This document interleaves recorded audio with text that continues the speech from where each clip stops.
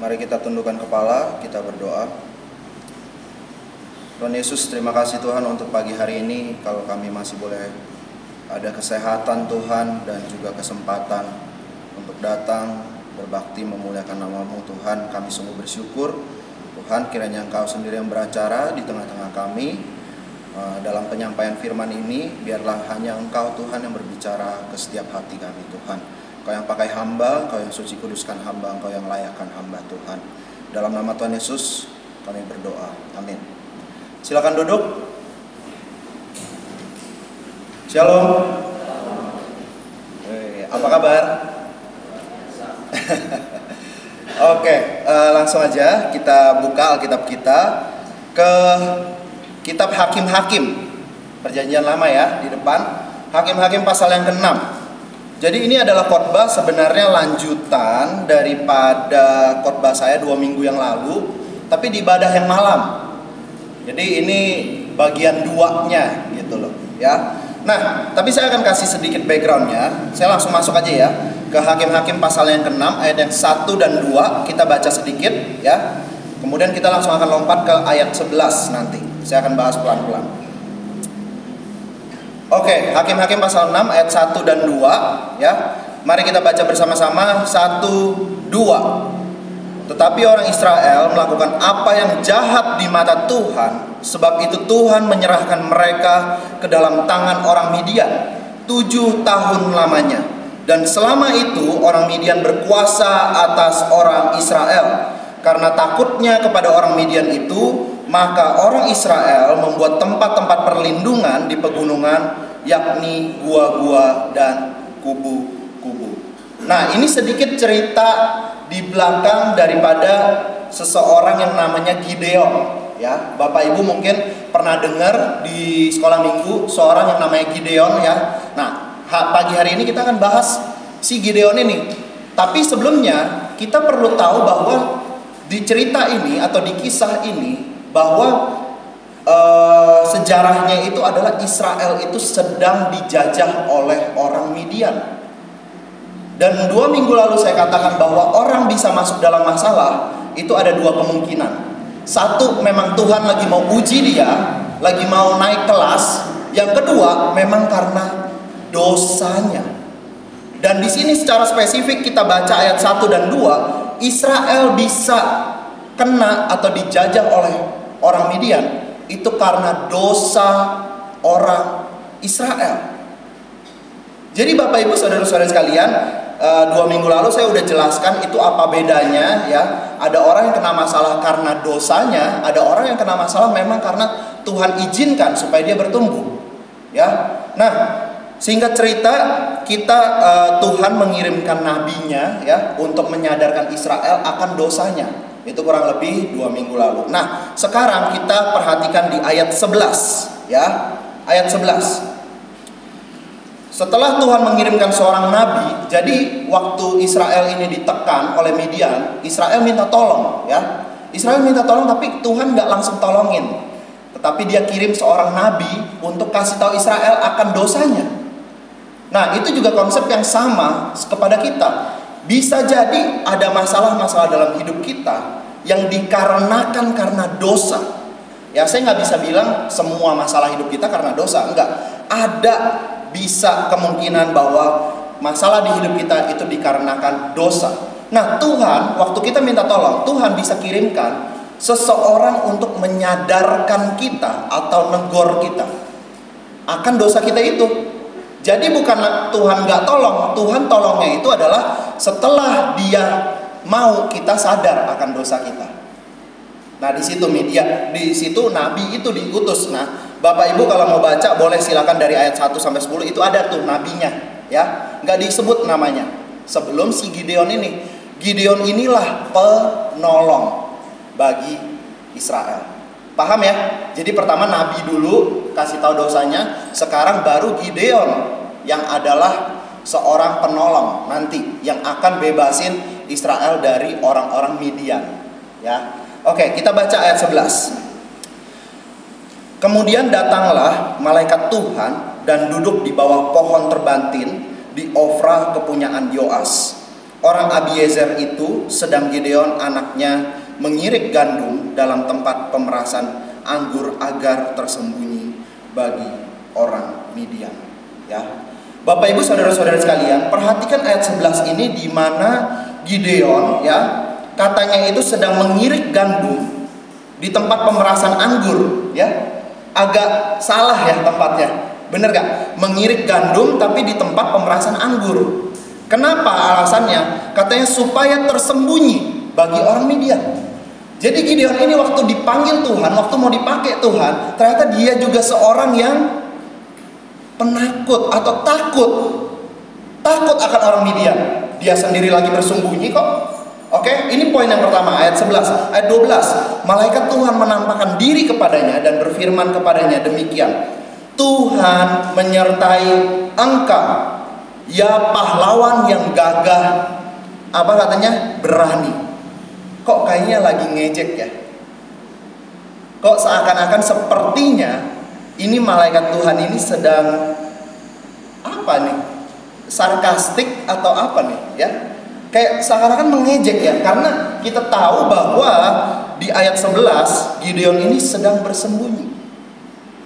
Tapi tiba-tiba di ayat 12 malaikat hadir datang di hadapan Gideon, kemudian bilang, ya pahlawan yang gagah berani. Aneh ya. Tapi kenapa hal ini terjadi, padahal Gideon sendiri adalah orang yang takut seperti orang-orang lainnya. Israel yang ketakutan. Ya, kita baca tadi ayat 1 dan 2, Israel itu sampai bersembunyi di goa-goa, dia bikin kubu-kubu bersembunyi. Gideon sama aja kok. Sama seperti orang lainnya. Ya. Namun ternyata Tuhan bisa menilai orang jauh daripada kita bisa menilai diri kita sendiri. Daripada orang bisa menilai diri kita sendiri. Dan itulah yang terjadi kepada Gideon ini. Malaikat di sini bukan sedang menghina Gideon, bukan kayak lagi ngejek gitu ya. Kamu lagi sembunyi terus tiba-tiba muncul, pahlawan yang gagah berani nih.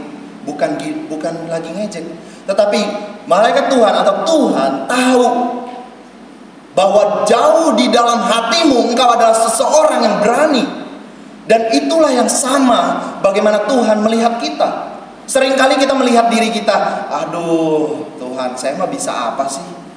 Saya mah gak bisa ini, saya gak bisa itu. Saya takut sama ini, saya takut sama itu. Enggak, engkau sebenarnya ada begitu besar potensi di dalam dirimu. Nah, tapi kita mau lihat diri kita dari sudut pandang mana? Dari sudut pandang diri kita sendiri, orang lain, atau Tuhan melihat kita sebagai anaknya yang dimana potensinya itu begitu besar. Namun kita selalu bilang, aduh saya juga takut kok kayak orang-orang lain. Aduh saya juga gak bisa kok seperti orang-orang lain. Seberapa banyak dari kita yang seperti itu? Tuhan mengenal kita, Tuhan tahu akan kita, melebihi orang-orang di sekitar kita, melebihi diri kita sendiri. Dia bisa menilai jauh daripada apa yang bisa orang lain lihat. Dan Tuhan melihat Gideon ini adalah seorang pahlawan yang gagah berani. Padahal Gideon belum ngapa-ngapain. Dia lagi sembunyi. Dia lagi takut juga. Ya. Ingat Bapak Ibu, di saat kita sungguh-sungguh percaya kepada Tuhan, ya, Allah daripada alam semesta ini, kita adalah anaknya. Seringkali kita lupa status kita sebagai anak Allah. Kenapa kita harus berlaku atau bertindak seperti seakan-akan Bapa kita itu bukan Allah? Kita takut seperti orang-orang luar. Kita takut, kita khawatir seperti orang-orang tidak mengenal Allah. Padahal Alkitab sudah mengatakan berulang-ulang kali bahwa kita adalah anaknya. Apakah itu adalah sebuah status yang apa? Tidak ada artinya kah buat kita? Kalau kita sadar kita ini anak Allah, kalau kita benar-benar sadar kita ini anak Allah, maka seharusnya hidup kita berbeda daripada orang-orang yang tidak mengenal Allah. Amin. Dan kita harus melihat diri kita harus menilai diri kita dari sudut pandang Allah melihat kita. Jangan sampai kita menilai diri kita atau kita melihat diri kita dari sudut pandang orang lain. Orang lain bisa bilang apa aja ke kita. Dia melihat, dia akan menilai apa yang dia lihat saja. Tetapi tidak ada satu hal pun yang tersembunyi bagi Allah. Allah tahu isi hatimu. Kalau sesungguhnya kita adalah orang yang memang punya hati untuk Allah, Allah tahu itu. Dan Allah mau pakai. Allah mau pakai. Oke, kita pelan-pelan ya. Ayat 13. Ayat 13. Jawab Gideon kepadanya, Tuanku, jika Tuhan menyertai kami, mengapa semuanya ini menimpa kami? Di manakah segala perbuatan-perbuatan yang ajaib yang diceritakan oleh nenek moyang kami kepada kami? Ketika mereka berkata, bukankah Tuhan telah menuntun kita keluar dari Mesir? Tetapi sekarang Tuhan membuang kami dan menyerahkan kami ke dalam cengkraman orang Midian. Bapak Ibu saudara-saudara sekalian, Gideon di sini sama seperti orang banyak.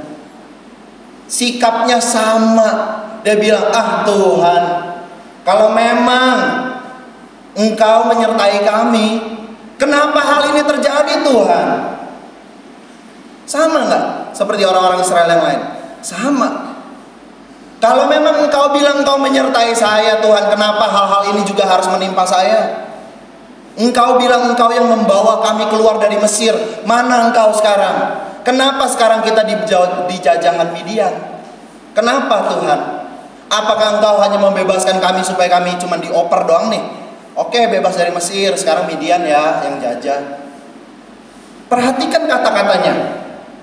Ya, ayat 13 awal-awal itu, Tuanku, jika Tuhan menyertai kami, mengapa semuanya ini menimpa kami? Ternyata Gideon juga ragu akan Tuhan. Dia juga ragu. Dan tahu nggak kenapa dia ragu? Dia ragu karena dia terlalu fokus akan masalahnya, bukanlah fokus akan siapa Tuhan itu.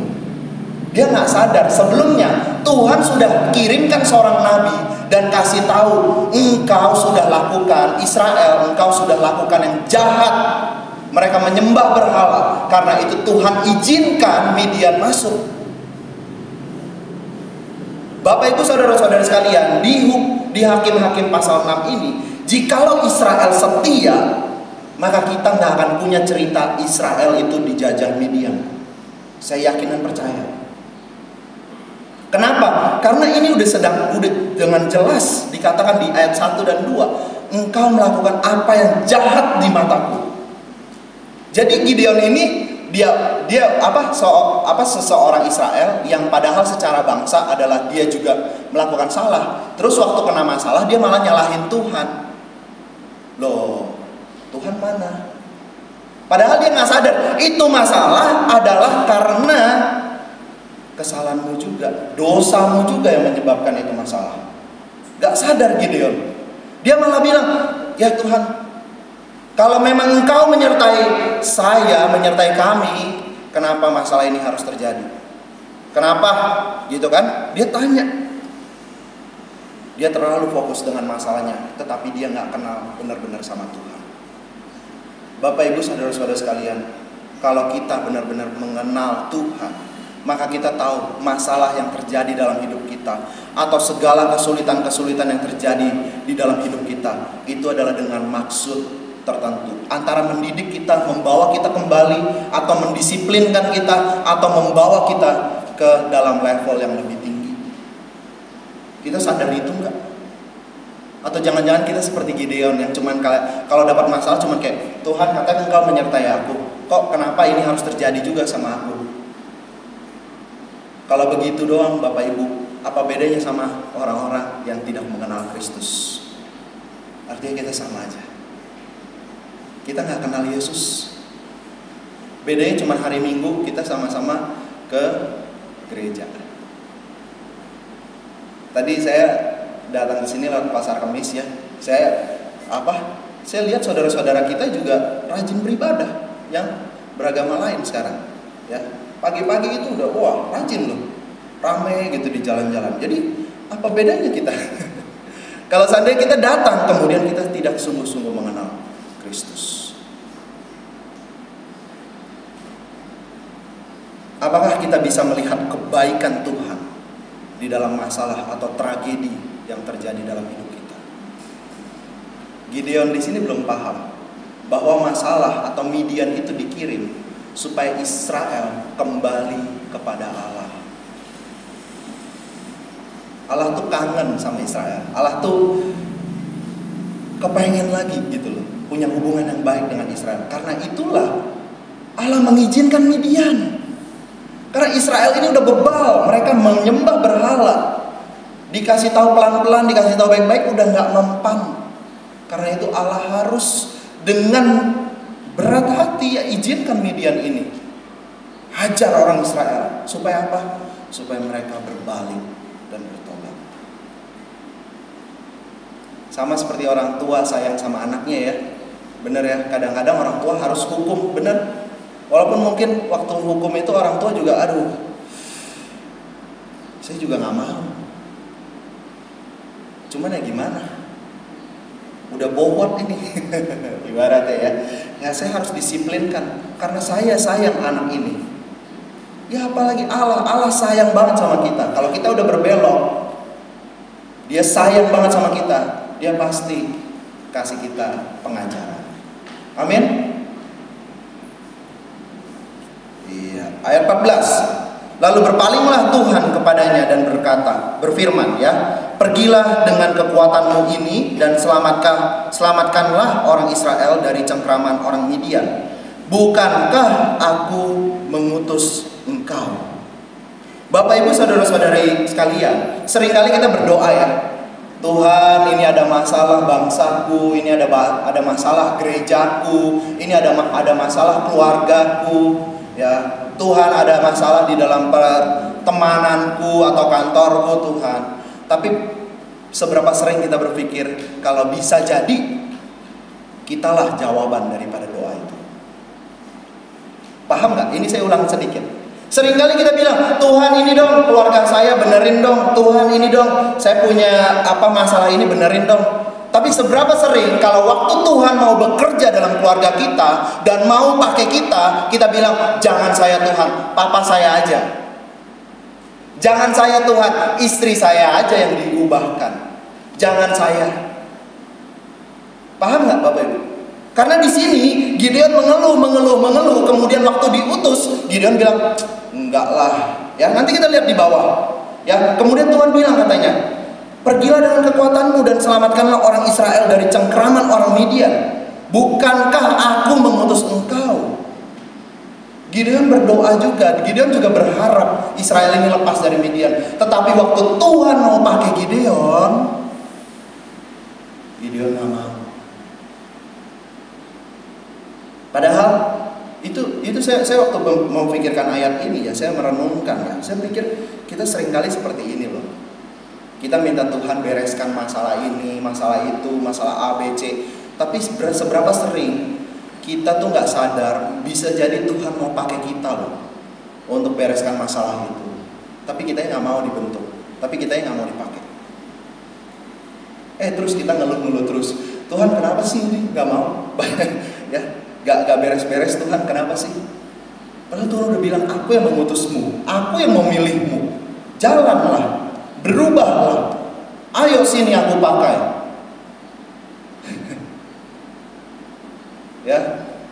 Mulai hari ini kita harus belajar ya. Walau kita berdoa betul, berdoa sudah bagus. Tetapi kita tambahkan, kita belajar untuk mau dipakai oleh Tuhan.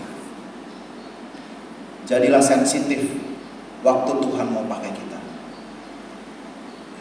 Tuh, misalnya kita berdoa supaya keluarga kita dipulihkan. Kenapa kita nggak mau dipakai Tuhan untuk memulihkan keluarga kita sendiri? Kita tunggu apa? Tunggu musuh yang datang ke keluarga kita? Tunggu orang lain? Tunggu KKR gereja? Enggak. Kenapa nggak kita sendiri yang berpikir apa yang harus saya lakukan dengan kekuatan Tuhan untuk menyelamatkan keluarga saya? Ayo sama-sama kita dipakai oleh Tuhan. Ya. Ayat 15. Tetapi jawabnya kepadanya, jawab Gideon ya, Gideon kepada Tuhan ya, dia bilang, Tuhanku. Nah, Lagi-lagi, tadi di ayat 13, ah Tuhanku, ini ayat 15, ah Tuhanku. Ya, lagi-lagi dia beralasan lagi dia bilang gini, dengan apakah akan kuselamatkan orang Israel? Ketahuilah kaumku adalah yang paling kecil di antara suku Manasye, dan aku pun seorang yang paling muda di antara kaum keluargaku. Bapak Ibu garis bawahi paling kecil di antara suku Manasye, dan garis bawahi aku paling muda ya di antara kaum keluargaku. Ini sangat-sangat bertolak belakang dengan ayat 12 di mana malaikat Tuhan bilang ini Gideon adalah pahlawan yang gagah berani.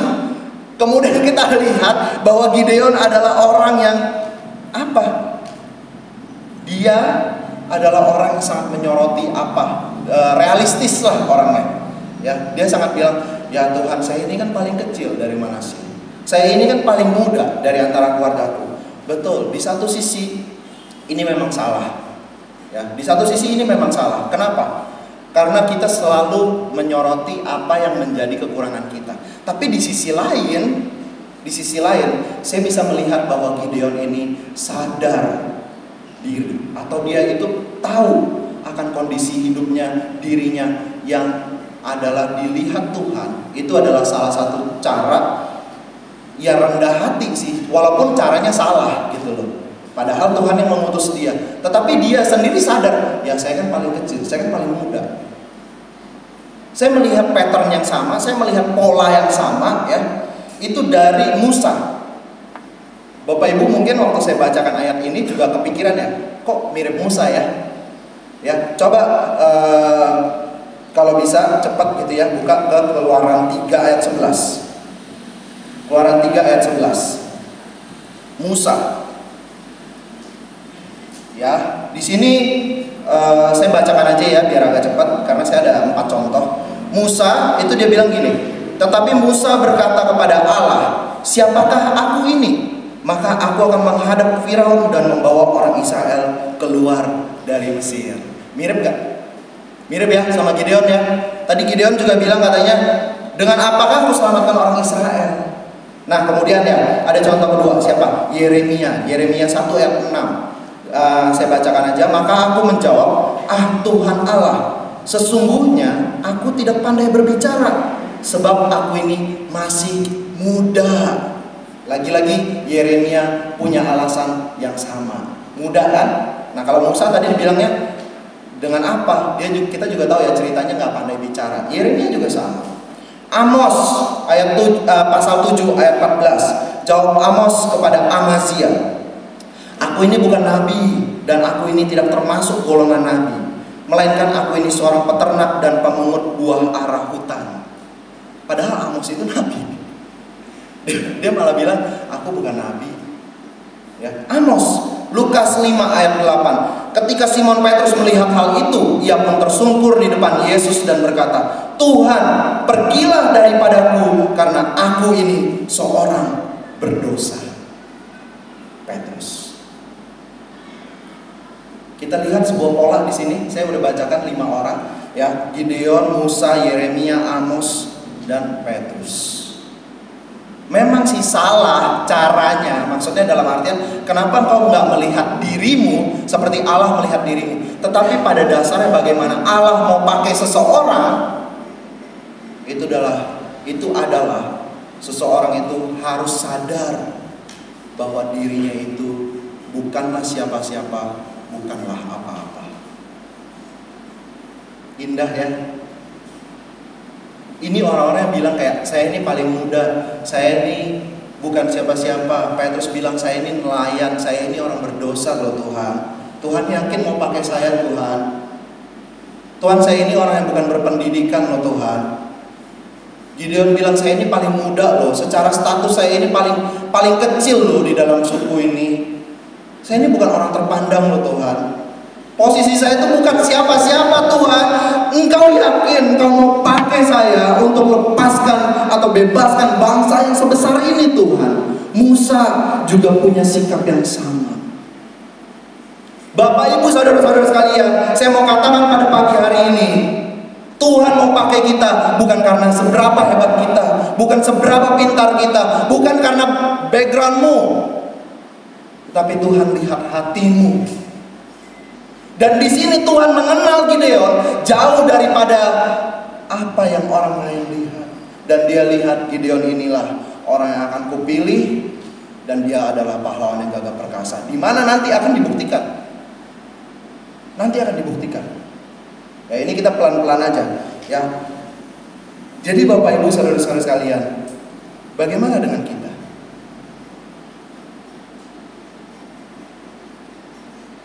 Mau nggak dipakai sama Tuhan? Ya, ayat 16. Ayat 16 ini saya tutup dengan ayat 16 ya. Berfirmanlah Tuhan kepadanya, tetapi akulah yang menyertai engkau. Sebab itu engkau akan memukul kalah orang Midian itu sampai habis.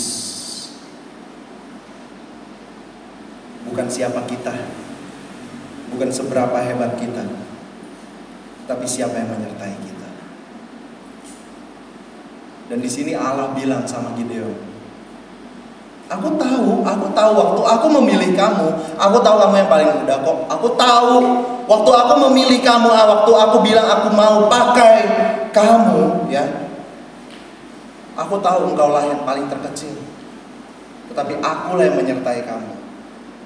Waktu Tuhan pilih Musa, hal yang sama. Aku tahu kamu gagap berbicara, tapi akulah yang memilih kamu. Akulah yang mau pakai kamu. Waktu Tuhan pilih Yeremia, aku tahu kamu gak pandai bicara, tapi aku yang pilih kamu. Dan pada pagi hari ini Tuhan mau pakai kita semua. Kita mau alasan apa? Di satu sisi kita harus rendah hati, kita harus sadar, betul. Ya Tuhan, aku ini bukan siapa-siapa loh Tuhan. Aku ini gak bisa apa-apa loh Tuhan. Tapi kalau Engkau mau pakai saya Tuhan, saya mau. Saya mau Engkau pakai Tuhan. Saya willing Engkau pakai Tuhan. Kiranya kita semua punya sikap yang sama. Mari kita tundukkan kepala, kita berdoa. Tuhan Yesus, terima kasih untuk kasih-Mu Tuhan, untuk penyertaan-Mu Tuhan. Dan pada pagi hari ini kami kembali diingatkan melalui kisah seorang Gideon Tuhan. Tuhan, bahwa Engkau melihat kami jauh lebih daripada kami melihat diri kami sendiri Tuhan. Engkau bisa melihat jauh ke dalam diri kami, potensi yang kami miliki Tuhan. Namun seringkali mungkin kami nggak mau dipakai Tuhan dengan potensi yang kami sudah punya Tuhan. Tuhan, biarlah pagi hari ini Tuhan kami boleh belajar Tuhan dari kisah Gideon ini, bahwa kami mau menjadi jawaban-jawaban daripada doa Tuhan. Kami mau Engkau pakai Tuhan, kami mau Engkau layakkan Tuhan. Engkau yang terus proses kami Tuhan, Engkau yang pakai kami seturut dengan kehendak-Mu. Terpujilah nama-Mu Tuhan, di dalam nama Tuhan Yesus kami berdoa dan mengucap syukur. Amin.